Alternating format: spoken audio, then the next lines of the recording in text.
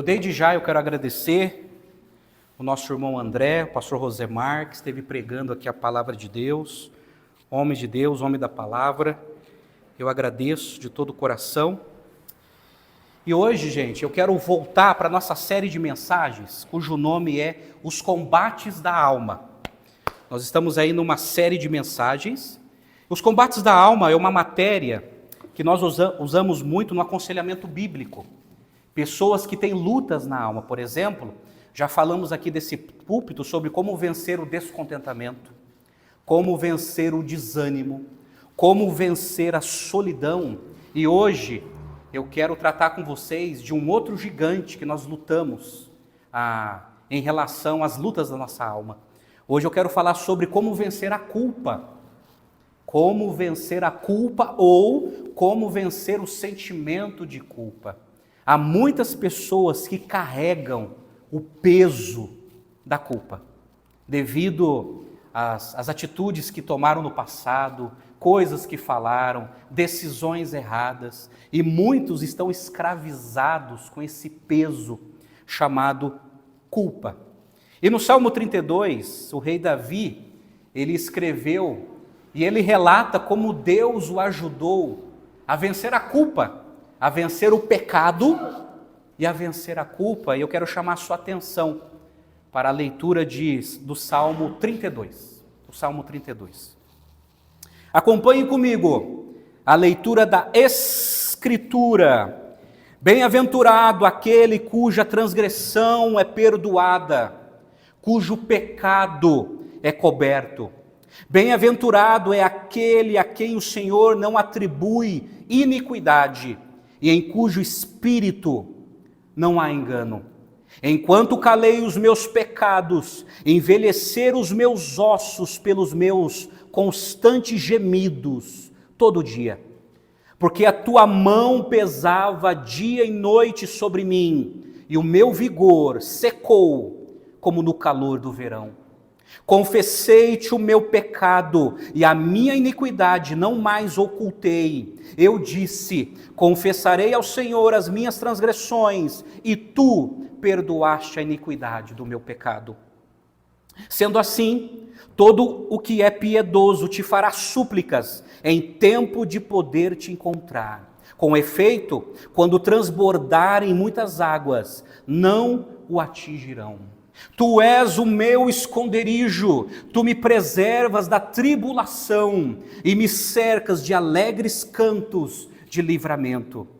Eu o instruirei e lhe ensinarei o caminho que você deve seguir, e sob as minhas vistas lhe darei conselho. Não sejam como o cavalo ou a mula, que não têm entendimento, que são dominados com freios e cabrestos, do contrário, não obedecem a você. Muitos são os sofrimentos do ímpio, mas o que confia no Senhor, a misericórdia o cercará. Alegrem-se no Senhor e regozijem-se, ó justos, exultem todos vocês que são retos de coração. Amém? Amém. Vamos orar mais uma vez? Pai, eu dependo do Teu Espírito, Pai, para expor a Tua palavra. Ajuda-me, Senhor, a ser fiel às sagradas letras. E, ó Deus, que o Teu Espírito possa iluminar nossa mente para entender esse salmo, a Tua palavra, e que Teu Espírito possa ministrar a cada coração nessa noite e a cada coração de quem está assistindo nesse momento. Nós oramos, ó Deus, e nos submetemos à Tua palavra, e assim fazemos, em nome do Senhor Jesus. Amém e amém. Amados, antes de fazer uma exposição do texto, deixa eu falar um pouco para vocês do contexto, quando esse salmo foi escrito. A maioria dos eruditos do Antigo Testamento, eles relatam que tanto o Salmo 51, que fala sobre o verdadeiro arrependimento, como o Salmo 32, que fala da alegria de ser perdoado por Deus, foi escrito quando o rei Davi, em 2 Samuel capítulo 12, foi repreendido pelo profeta Natã. E o profeta Natã trouxe uma profecia de correção, porque o rei Davi havia adulterado com Batseba. e por ter adulterado com Batseba, ele arquitetou a morte do marido de Batseba, o soldado Urias, que era um soldado fiel ao rei Davi. Devido a esses delitos e esses pecados que ficaram ocultos, Deus levantou o profeta Natã e o profeta Natã repreendeu o rei Davi. Diz 2 Samuel capítulo 12 que o rei Davi ele foi confrontado pela profecia através de Natã e o rei Davi se arrependeu. Ele pediu perdão a Deus.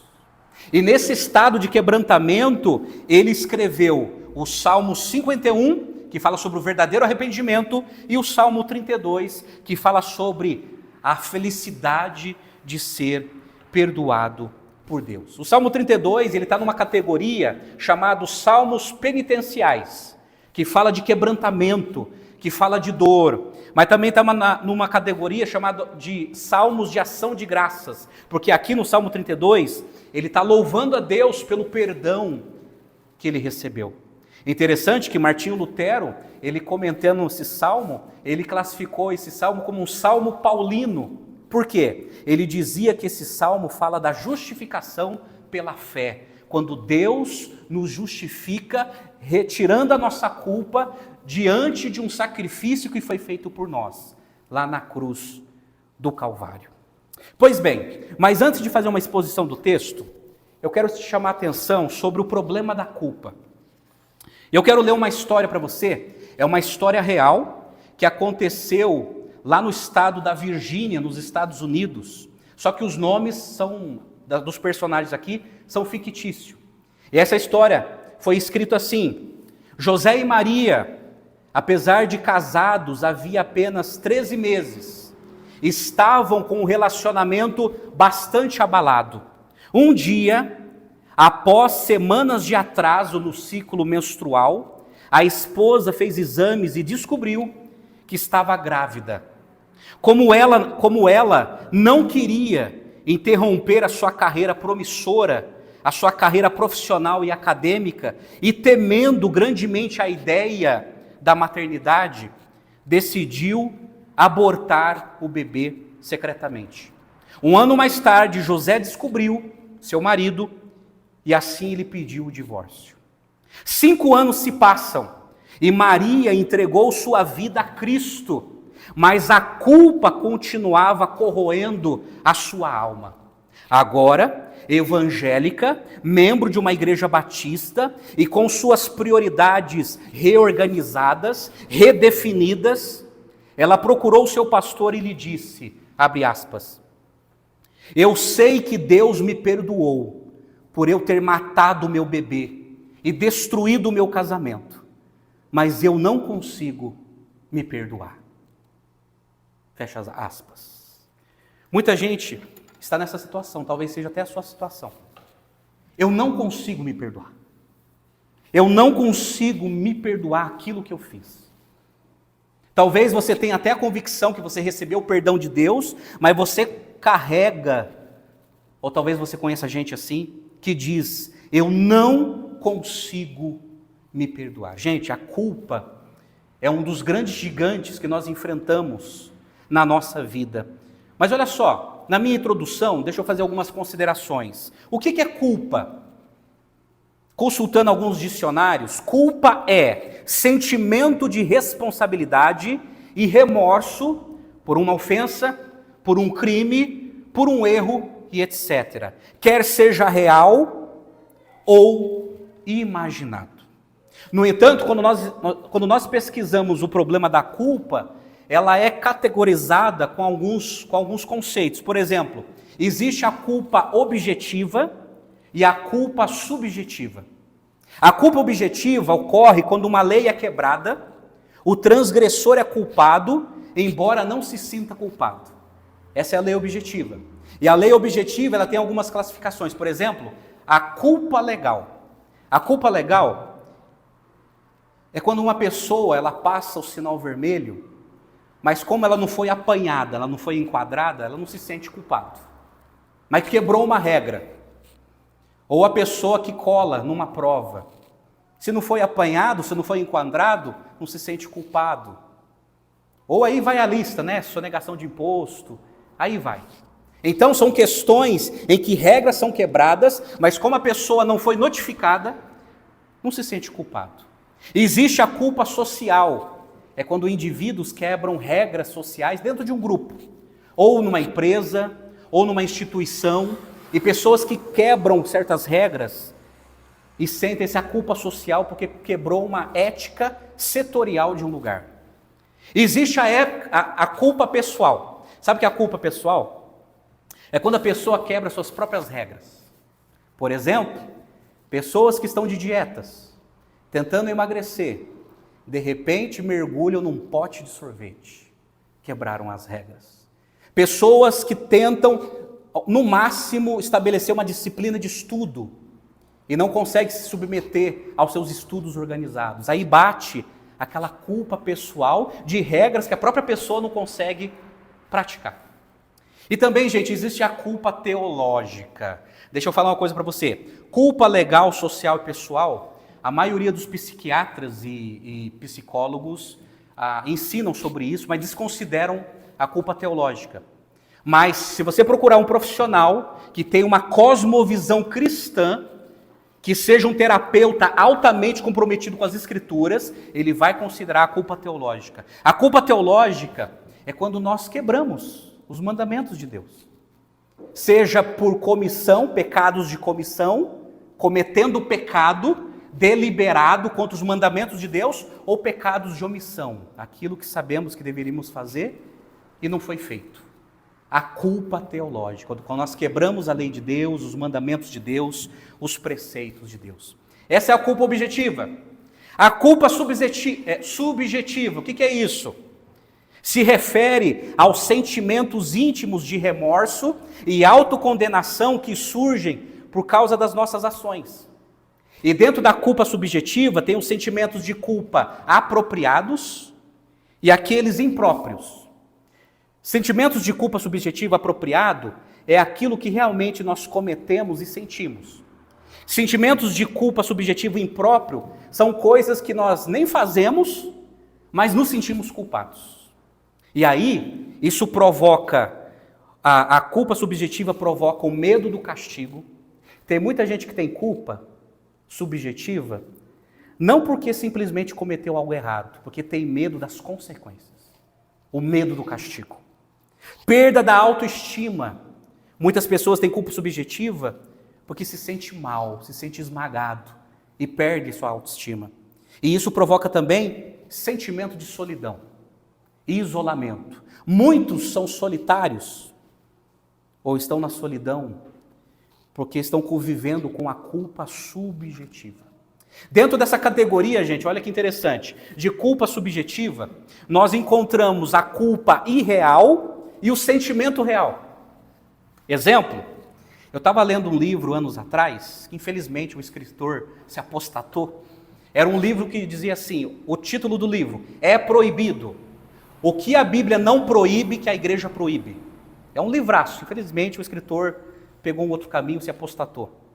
E eu li uma história, gente, de um pai de família que era pastor de uma igreja legalista. Sabe essas igrejas legalistas, rigorosas, cheio de usos e costumes?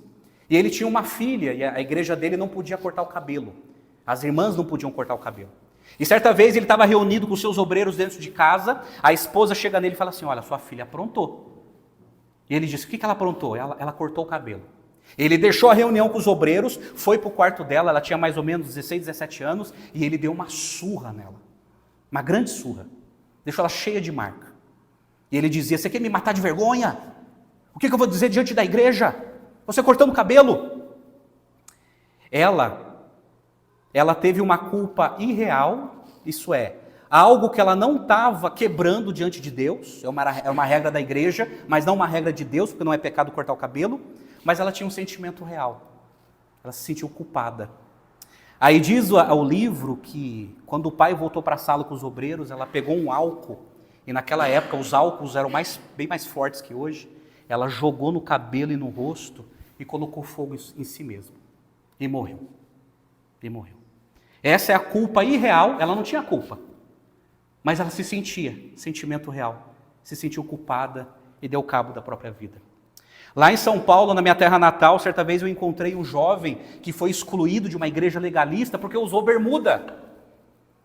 Aí eu tive que apresentar para ele as doutrinas da graça, o quanto Deus o amava.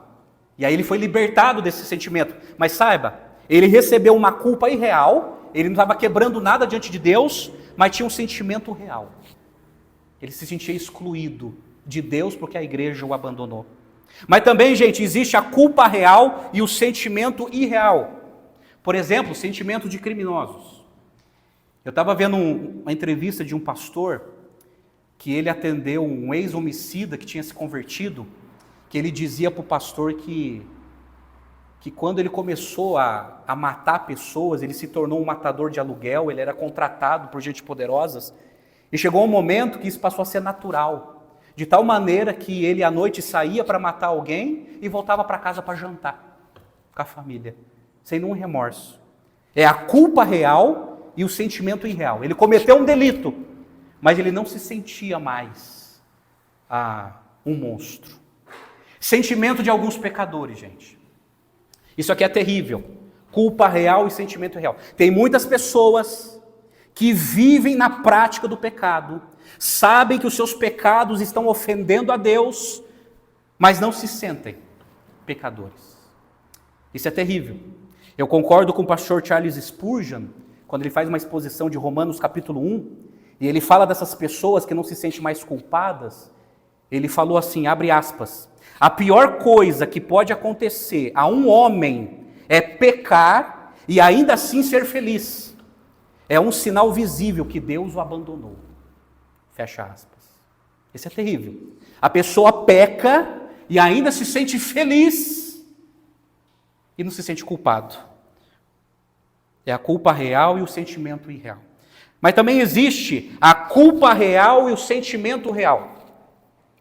Eu estava lendo um livro do pastor Hernandes Dias Lopes.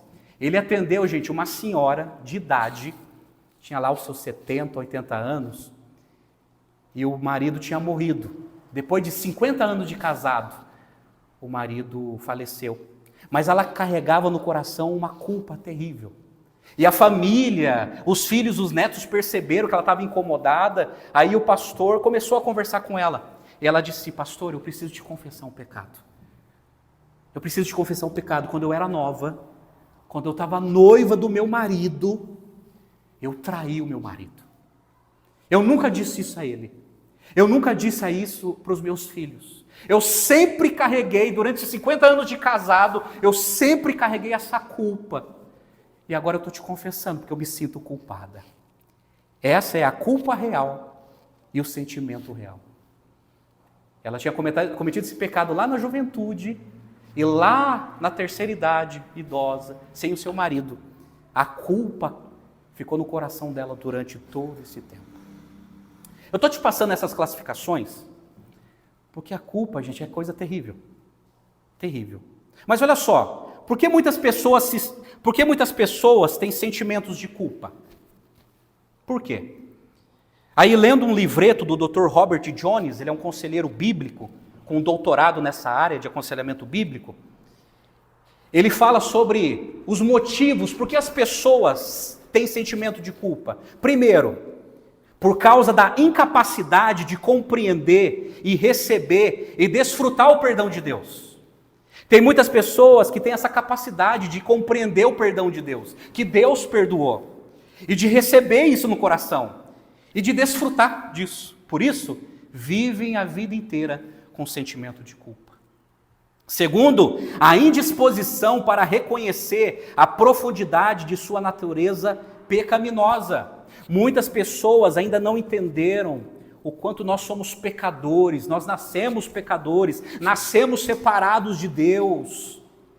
E por causa do nosso pecado em nossa vida, a gente tem cometido tantas coisas que nos sentimos culpados. E quando as pessoas elas não entendem a sua depravação, a sua pecaminosidade, elas se sentem culpadas. Frustração diante do fracasso de não ter conseguido o que deseja. Tem muita gente que não conseguiu o que deseja na vida e vive culpado. Porque não conseguiu, não atingiu, não correspondeu. e vivem culpados. É o problema da inferioridade e da pressão social. A tentativa de viver por sua justiça própria ou pela opinião dos outros. Isso é terrível. Pessoas que se cobram muito por causa da sua justiça própria. Tem pessoas que são tão perfeccionistas que se cobram demais. E se cobram além do que podem fazer. E se sentem culpadas. Ou porque querem viver atingindo a expectativa dos outros. Ou é um pai que cobra demais, ou é um marido, uma esposa que cobra demais, e a pessoa se sente culpada. Por exemplo, eu estava lendo uma história de um piá, que ele estava na escola, ele tirou nota 7, levou para o pai, e o pai ficou bravo, falou, não, você tem que melhorar essa nota. Aí ele se esforçou, estudou, tirou nota 8, ele vira para o pai, pai, agora tirei nota 8, ele disse, não foi suficiente, tem que melhorar mais. Tirou nota 9 na próxima prova, ele levou feliz para o pai, e o pai, olha, você tem que melhorar mais, porque afinal de contas você vive disso só para estudar. Aí de repente, ele se dedica tanto que ele tira nota 10 e ele leva para o pai. E ele pensando que o pai iria celebrar a boa nota que ele tinha, e o pai chega nele e fala assim, vê a nota e fala para ele assim, puxa vida, não existe professor automaticamente. Eu não acredito que você tirou nota 10, a sua professora tem algum problema. E ele ficou tão desanimado, se sentindo culpado nessa expectativa, nessa luta de querer cumprir a expectativa e a exigência dos outros. Muitos têm casamentos destruídos por causa disso, sentimento de culpa. E alguns nem percebem que o casamento está deteriorando de tanta exigência e o outro sofrendo de sentimento de culpa. Outro motivo, não saber lidar com as acusações de Satanás. Apocalipse 12:10 diz que Satanás é o acusador dos nossos irmãos. Satanás tem acusado os nossos irmãos, tem acusado tanta gente, e pessoas vivem com a consciência culpada. Porque Satanás tem dito, tem jogado na cara alguns pecados que foram cometidos e que foram até resolvidos. E por último, consciência culpada diante de pecados mal resolvidos na vida. Muita gente carregando culpa porque existem pecados mal resolvidos, amados. Pecados que está fazendo aniversário. Os anos estão passando e o pecado está ali, sendo praticado, sendo apreciado. E muitas pessoas carregam esse sentimento de culpa por pecados que não foram tratados, que não foram resolvidos. Todos que convivem assim são contemplados com um sentimento de culpa. Então, diante dessa introdução, eu quero só chamar sua atenção para a exposição do texto. Porque olha só, o Salmo 32, verso de 1 a 2, ele fala da extensão do pecado. E o pecado é o que promove culpa na nossa vida. Olha só, o verso 1, o rei Davi, ele fala assim, bem-aventurado aquele cuja transgressão é perdoada e cujo pecado é coberto. Bem-aventurado é aquele a quem o Senhor não atribui iniquidade e em cujo espírito não há engano. Interessante que aqui o rei Davi, ele está usando 3 termos para se referir ao pecado. Primeiro ele usa a palavra transgressão. Eu sei que tem algumas traduções, está em iniquidade, mas a palavra ali é transgressão. O que é transgressão? É rebelar-se, é revoltar-se contra a autoridade de Deus. Nós nos tornamos transgressores quando nós nos rebelamos contra os absolutos de Deus. E o rei Davi está dizendo, olha, feliz é quem não está transgredindo, quem foi perdoado, quando as suas transgressões foram perdoadas. Mas a questão é o seguinte, a extensão do pecado que leva as pessoas à culpa é essa questão de se rebelar contra os mandamentos de Deus.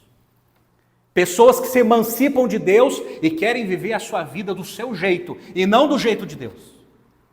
E aí são assaltados com a culpa. Outra palavra que é usada aqui, iniquidade.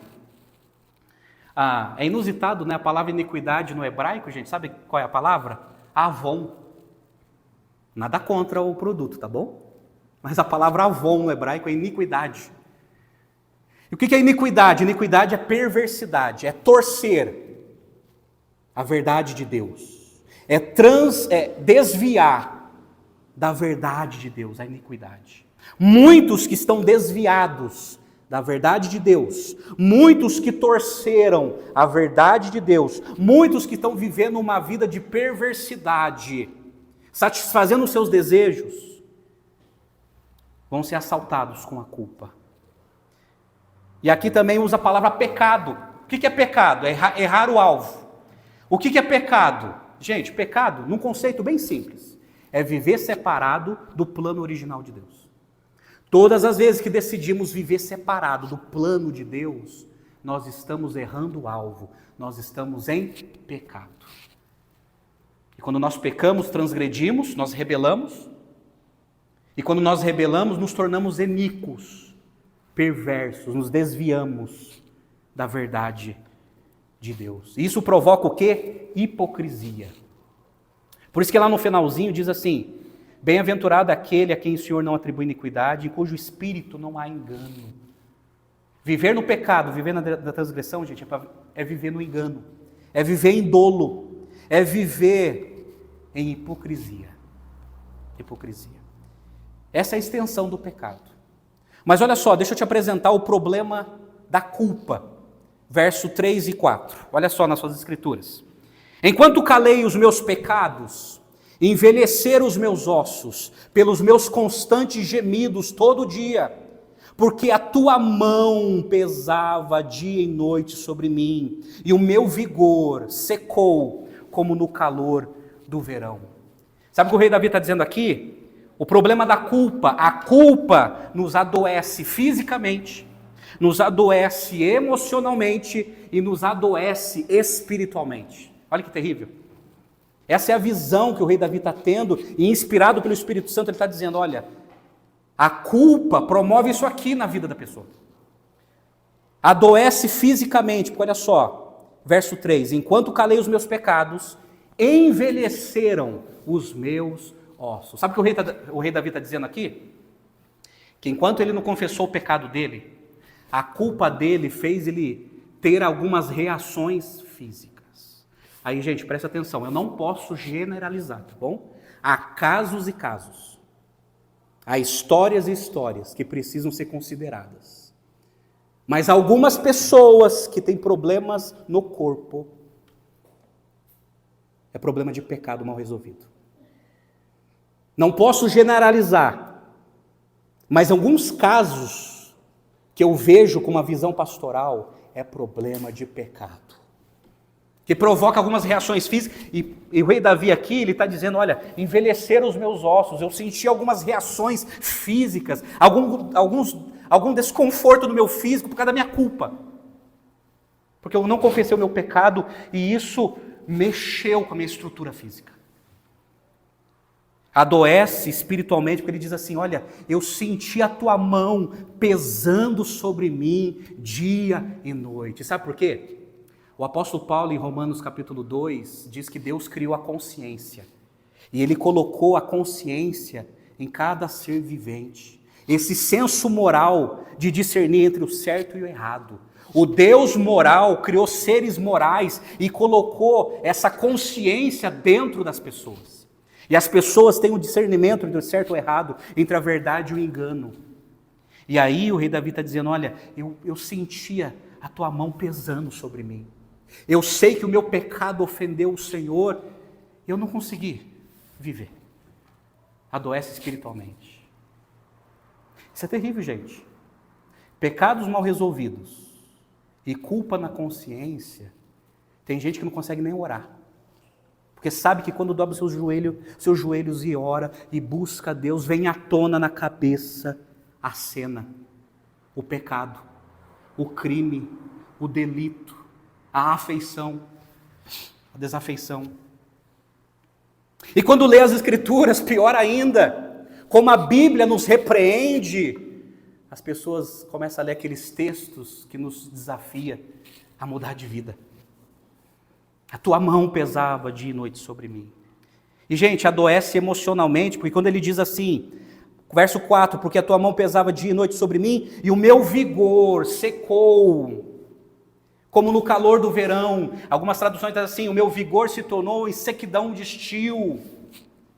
Aí o rei Davi, ele está usando a figura do deserto seco, dizendo o seguinte, olha, o meu pecado, a minha culpa, tirou o meu vigor, a minha vontade de viver, a minha vontade de produzir, tirou a minha felicidade, a minha satisfação, o meu prazer de vida. Eu sequei por causa do meu pecado e por causa da minha culpa.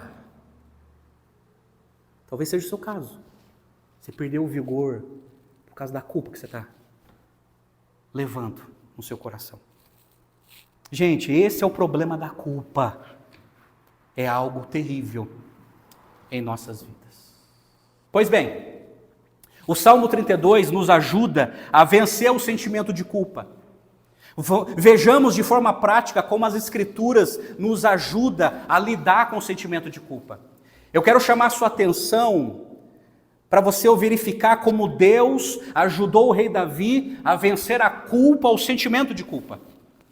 Eu quero te apresentar aqui 3 lições, 3 atitudes, quero apresentar para você de maneira didática, para você poder vencer a culpa no poder do Espírito Santo, influenciado pelas Escrituras, porque talvez seja o seu caso, talvez seja o caso de muita gente que está assistindo, que está convivendo com a culpa, Número 1, para vencermos a culpa, precisamos nos apegar a Deus e fugir para não pecar. Apegar-se a Deus e fugir para não pecar. Você pode repetir comigo? Apegar-se a Deus e fugir para não pecar. Essa verdade está do verso 5 ao verso 7. Confira comigo na sua Bíblia, quando ele fala assim: confessei-te o meu pecado, e a minha iniquidade não mais ocultei. Eu disse, confessarei ao Senhor as minhas transgressões, e tu perdoaste a iniquidade do meu pecado. Sendo assim, todo o que é piedoso te fará súplicas em tempo de poder te encontrar, com efeito, não quando transbordarem muitas águas, não o atingirão. Tu és o meu esconderijo, tu me preservas da tribulação, e me cercas de alegres cantos de livramento. Apegue-se a Deus e fuja para não pecar. Reconheça e confesse a sua culpa. Está no verso 5. Reconheça. Sabe qual é o problema de muitos culpados também? É transferir a culpa para o outro. Tem muita gente que é culpado e para anestesiar sua mente, prefere ou justificar o seu pecado, a sua culpa, ou prefere transferir no outro. É a síndrome de Adão. É a mulher que tu me deste, Senhor. É a mulher que tu me deste, que me fez pecar. A síndrome de Eva. A serpente me enganou. Transferindo. Mas daí sabe o que o rei Davi fez? Ele reconheceu e confessou a culpa. Senhor, eu sou culpado. Eu adulterei. Eu matei. Eu planejei. Eu ofendi a ti, ó Deus, perdoa-me. Apegue-se a Deus e fuja para não pecar. O melhor que você pode fazer é reconhecer e confessar a sua culpa, em vez de transferir ou ficar se auto-justificando. Eu pequei porque, afinal de contas, como rei, eu estou tão estressado nesse reinado que eu decidi pular a cerca. Não justifica. Não justifica. Não justifica. Assuma. Mas apegue-se a Deus. Busque a Deus em oração, verso 6, porque ele diz assim, sendo assim, todo o que é piedoso, tem traduções que diz assim, todo aquele que é santo, todo aquele que tem um coração inclinado a Deus, busque a Deus em tempo de poder encontrá-lo. Todo aquele que convive com sua culpa, mas com o coração arrependido, busca a Deus em oração, vai encontrá-lo. Vai encontrá-lo. Porque o nosso Deus é misericordioso, o nosso Deus é benevolente, e Ele não despreza um coração quebrantado e contrito, como diz o Salmo 51, verso 17. E Deus nos protegerá, porque olha o verso 7, como o rei Davi, ele era um soldado, ele era um estrategista de guerra, E muitas vezes ele escondia em esconderijos para poder depois atacar o exército inimigo. No verso 7 ele fala assim, transferindo para Deus: Tu és o meu esconderijo, e tu me preservas da tribulação, e me cercas de alegres cantos de livramento. Olha que lindo. Deus protege aquele que confessa. Deus preserva aquele que assume a sua culpa e pede perdão a Deus. Deus, tu és o meu esconderijo. Agora sabe que interessante? Antes ele estava seco. O vigor dele tinha secado. E agora ele diz assim: Tu me cercas de alegres cantos de livramento. O vigor dele mudou. Para vencermos o sentimento de culpa, precisamos nos apegar a Deus e fugir para não pecar. É por isso que o apóstolo João, na sua primeira carta, capítulo 2, verso 1, ele escreveu assim, olha que lindo: Meus filhinhos, escrevo-lhe estas coisas, para que vocês não pequem. Se, porém, alguém pecar, temos um advogado junto ao Pai, Jesus Cristo. Olha que lindo. Temos um advogado fiel, que está intercedendo por nós diante de Deus, e que conhece as nossas dores. Jesus é o nosso advogado. É por isso que em Romanos, capítulo 8, verso 33, Paulo escreveu assim: Quem intentará acusação contra os eleitos de Deus? Quem vai nos acusar? É Satanás? São os homens? Ele responde: é Deus quem o justifica. É Deus quem nos perdoa. É Deus quem nos aceita. É Deus que está com os braços abertos para receber os seus escolhidos. Aqueles que reconhecem a sua culpa e com o coração cheio de fé se chegam a Jesus Cristo. Amém, gente? Apegue-se a Deus e fuja para não pecar. Segunda lição para vencermos o sentimento de culpa: alimente-se da palavra de Deus para não pecar. Olha o verso 8 até o verso 10 na sua Bíblia, que diz assim, Deus falando: Eu o instruirei e lhe ensinarei o caminho que você deve seguir, e sobre as minhas vistas lhe darei conselho. Não sejam como o cavalo ou a mula que não tem entendimento, que são dominados com freios e cabreços, do contrário, não obedecem a você. Está aqui, receba a instrução de Deus. Deus está dizendo: olha, eu vou instruir você, eu vou ensinar você, eu vou aconselhar você. Eu vou ensinar você a como enfrentar os pecados da vida. Eu vou ensinar você a como suportar as tentações da vida. Quando Deus fala assim: eu vou te instruir, eu vou te ensinar, eu vou te aconselhar, é Deus simplesmente dizendo assim: gente, eu vou cuidar de você. Eu vou cuidar de você. Não vai faltar informação, não vai faltar sabedoria do alto despejado sobre você. Eu vou aconselhar você, eu vou ser o seu instrutor, eu vou ser o seu professor, eu vou ser o seu aconselhador. Você vai estar sobre as minhas vistas, estarei dirigindo os seus passos e aconselhando você. Mas é o seguinte, verso 9, seja obediente à instrução de Deus. Aí, olha a comparação que o rei Davi faz, eu sei que é desagradável. Não seja como o cavalo ou como a mula, que não tem entendimento, que precisa de cabresto, que parece que só pela força e pela dor eles obedecem. Não pode ser o nosso caso. O cavalo, a mula não tem entendimento, isso é, ele não tem domínio de existência. O cavalo não sabe o que é cavalo. A mula não sabe o que é mula. E esses animais precisam sentir dor para poder obedecer uma direção. E Deus está dizendo assim: não seja como eles, mas descanse na minha instrução. Descanse na minha orientação. E livre-se da culpa. Verso 10, confie na instrução de Deus, confie. É por isso que no verso 10 diz assim, olha só na sua Bíblia: muitos são o sofrimento do ímpio, mas o que confia no Senhor, a misericórdia o cercará. Sabe quem é o ímpio?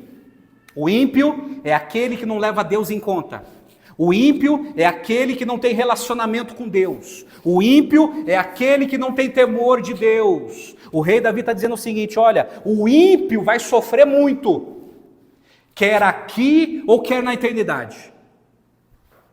Mas, a Bíblia sempre tem um mas. O que confia no Senhor, a misericórdia o cercará. Amém, gente? A misericórdia de Deus. Aquele que confia em Deus, aquele que se submete às instruções de Deus. É por isso, para vencermos o sentimento de culpa, alimente-se da palavra de Deus para não pecar. Alimente-se das Escrituras, alimente-se das instruções de Deus nas Sagradas Letras. Alimente-se e você vai vencer a culpa. É por isso que no Salmo 119, verso 50, o rei Davi escreveu, ele escreveu assim: o que me consola na minha angústia é isto, que a tua palavra me vivifica. É isso que nos consola, a palavra de Deus. É por isso que Provérbios 30, verso 5, o sábio escreveu assim: toda a palavra de Deus é pura, ela é escudo para os que nele confiam. A palavra de Deus é escudo para quem confia em Deus. Então, alimente-se da palavra. Leia a Bíblia. E isso vai habilitar você a fugir do pecado e se livrar da culpa. Agora, gente, deixa eu falar uma coisa para vocês. Existe uma culpa que Deus promove em nós, quando Ele nos repreende. É por isso que em 2 Coríntios 7, verso 10 e 11, Paulo escreveu assim: porque a tristeza, segundo Deus, produz arrependimento para a salvação, que a ninguém traz pesar. Olha que interessante. Tem uma certa tristeza que o próprio Deus, na pessoa do Espírito Santo, promove em nós. É quando Deus nos confronta, é quando o Espírito Santo nos convence do nosso pecado, é quando Deus nos repreende dizendo, olha, você precisa mudar de vida. Você precisa ser transformado. E diz Paulo que essa tristeza produz arrependimento para a salvação. Mas ele continua dizendo assim, mas a tristeza do mundo produz morte. A tristeza que o mundo promove em nós, com os seus sentimentos de culpa, promove morte.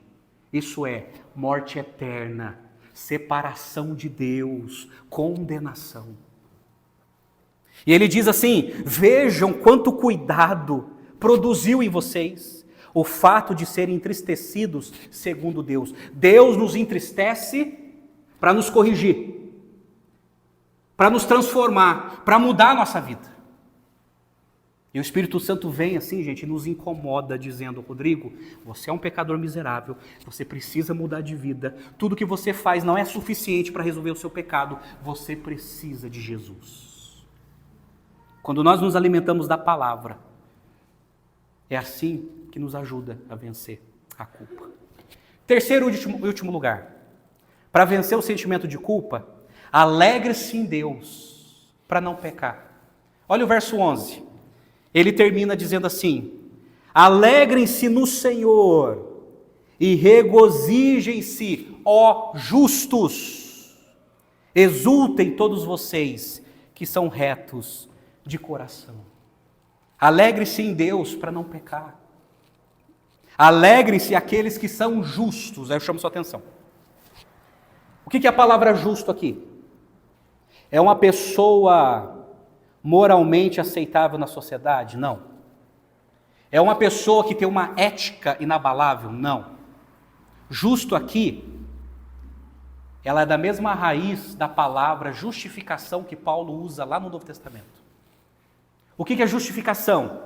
É o seguinte, justificação é o seguinte, todos nós, diante do tribunal de Deus, nós somos devedores, pecadores, somos réus diante de Deus. A penalidade da lei está sobre nós. Por causa da nossa incapacidade de cumprir a lei de Deus, por causa dos nossos pecados que nos impede de cumprir a lei de Deus, diante dos olhos de Deus, nós somos condenados, somos réus no tribunal de Deus. Mas o que Deus fez para resolver esse problema?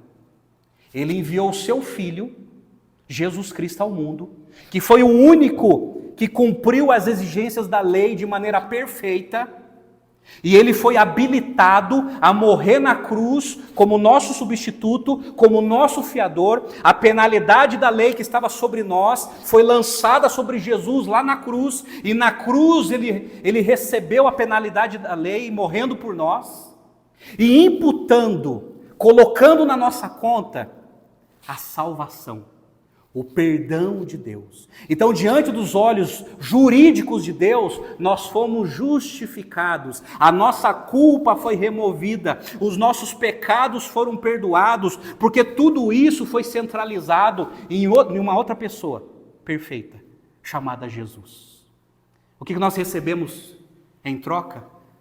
A salvação, o perdão, a reconciliação com Deus. E o rei Davi, já com essa consciência, ele está dizendo assim: alegrem-se, vocês que são justos, que foram perdoados por Deus, que foram religados a Deus, através do Messias que virá. A diferença é que o rei Davi, ele estava vendo o futuro, o Messias que virá, e nós olhamos para o passado, o Messias que já veio, e que historicamente morreu na cruz, recebendo os nossos pecados, para nos perdoar. E por causa disso, o rei Davi fala: alegre-se, vocês foram perdoados. Para que viver sempre culpado? Porque se ficar martirizando, Deus os perdoou, os vossos pecados foram perdoados. Você foi diante do tribunal de Deus justificado, você não deve nada. Alguém assumiu os crimes que você cometeu, alguém assumiu no seu lugar. Gente, se você entender a profundidade disso, você vai se livrar da culpa. Seja independente o que você fez na vida, você foi justificado por Deus mediante os méritos da morte de Cristo na cruz por você. Você não foi justificado por causa de você, por causa da sua ética, por causa da sua moralidade, por causa da sua religiosidade. Tudo isso não resolve o nosso problema, diz a Bíblia. A Bíblia diz que as nossas obras de justiça, tudo aquilo que a gente faz de bom, com as melhores das intenções, não é suficiente para resolver o nosso problema. Não é suficiente para chegar até Deus. As nossas obras de justiça não passam de pano imundo. Não passa de pano de imundícia. Sabe o que é pano de imundícia? Era um pano que os leprosos usavam naquela época. Os leprosos que ficavam afastados da sociedade, eles usavam aquele pano quando o corpo começava a desfigurar, a se decompor, sair aquele pus, eles usavam aquele pano. E Deus está dizendo: olha, as suas obras não passam de pano sujo. O pano de imundícia, as mulheres usavam naquela época porque não existia absorvente para estancar a menstruação. Elas usavam esse pano chamado pano de imundícia.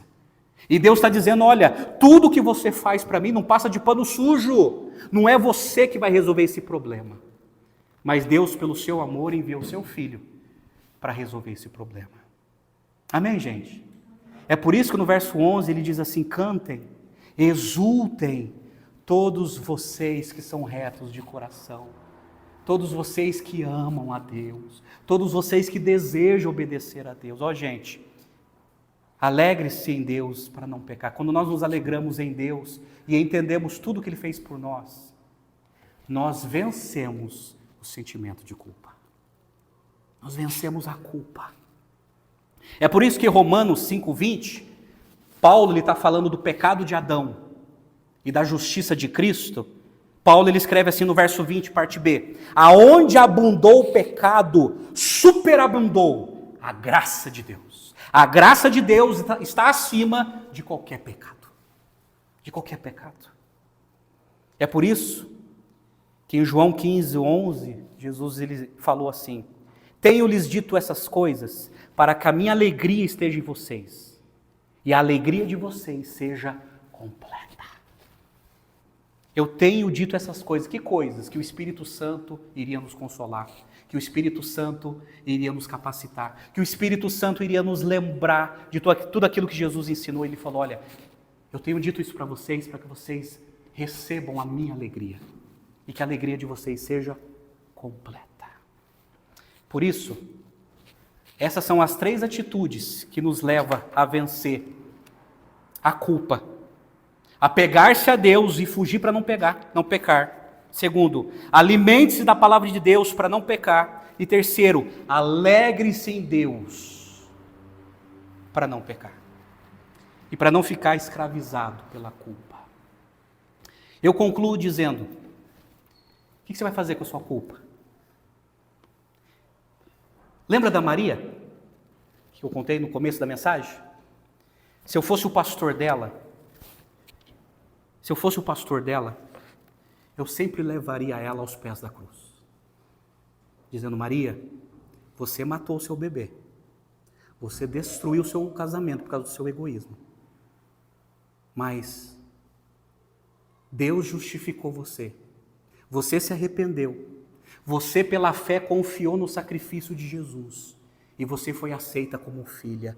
Você foi perdoada.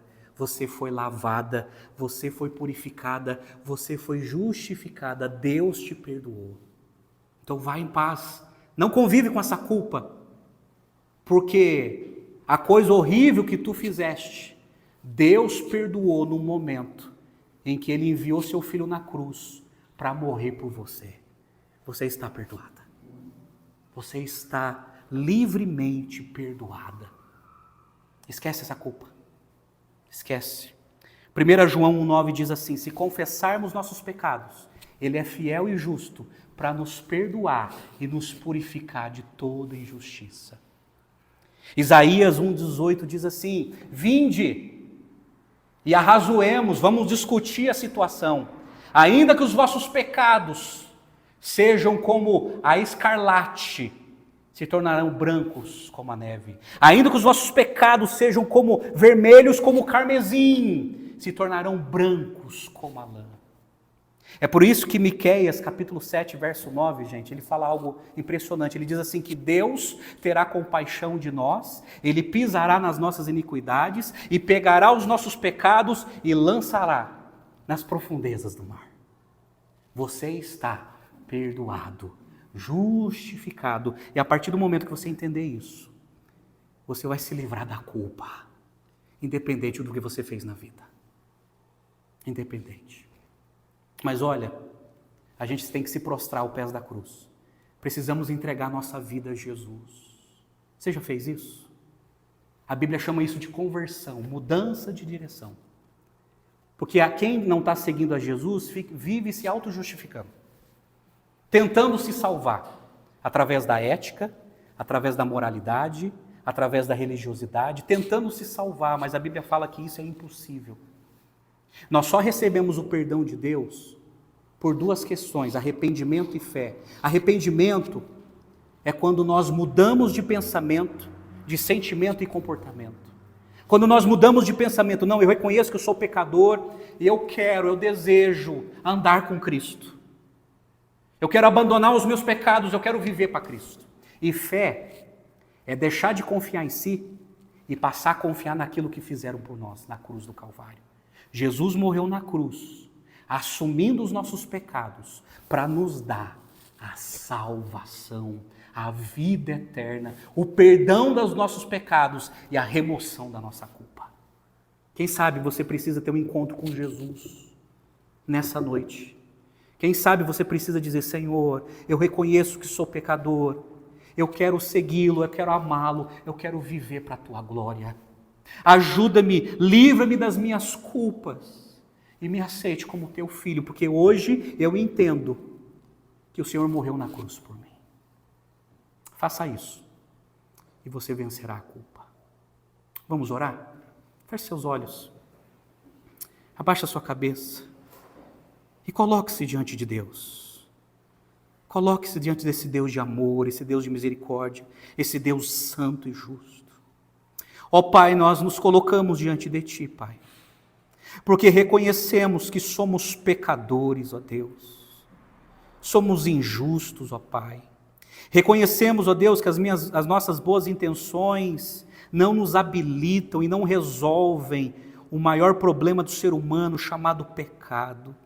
Ó Deus, tem misericórdia de nós e te agradecemos pelo sacrifício de Cristo na cruz por nós, removendo a nossa culpa, nos aceitando como filhos e nos dando tão grande salvação. Ó Deus, abençoa cada um que está aqui nessa igreja, cada um que está assistindo a Deus e remova, Senhor, essa culpa do coração dos meus irmãos e que eles possam sentir, que eles possam experimentar a paz do Senhor que excede todo o entendimento, Pai. E que o Senhor os abençoe, Pai. Que o Senhor os proteja e que o Senhor os livre do mal. Nós oramos, ó Deus, e entregamos a nossa vida em Tuas mãos. Assim fazemos, em nome do Senhor Jesus. Amém e amém, Senhor.